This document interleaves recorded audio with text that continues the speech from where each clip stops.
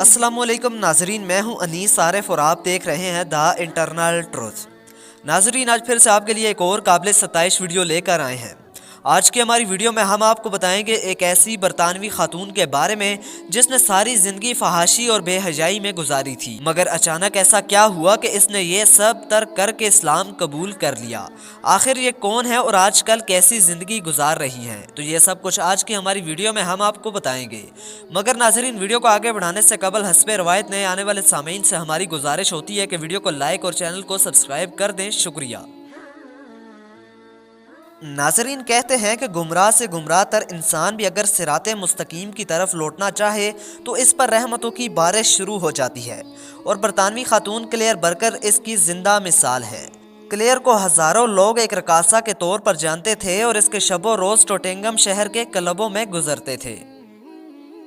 اس کی ہر رات نئے مد کے ساتھ گزرتی تھی اور ہر دن سگریٹ کے دھوئیں اور شراب کے نشے میں گزرتا تھا۔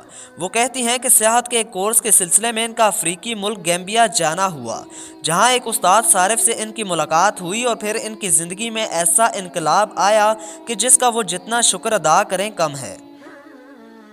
صارف ایک اچھے مسلمان تھے اور ان کے حسن سلوک اور بلند کردار سے وہ شدید متاثر ہوئیں اور برطانیہ واپسی کے بعد بھی ان سے رابطہ رہا۔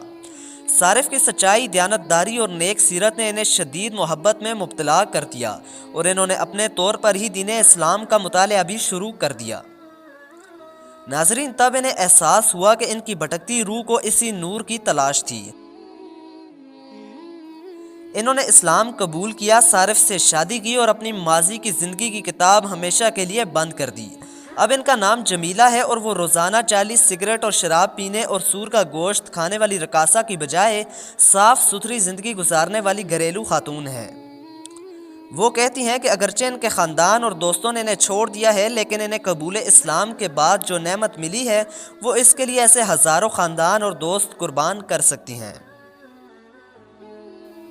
تو ناظرین، جو لوگ بھی اپنے بلند کردار اور اعلیٰ اخلاق کے ساتھ کسی بھی ایسی عورت کو اسلام کے قریب لاتے ہیں اور ان کو اپناتے ہیں، ہمارے معاشرے میں شاید ان لوگوں کو اچھی نگاہ سے نہیں دیکھا جاتا۔ تو آپ سب اپنی اس سوچ کو بدلیے اور صارف جیسے عظیم مسلمانوں کی حوصلہ افزائی کیجیے۔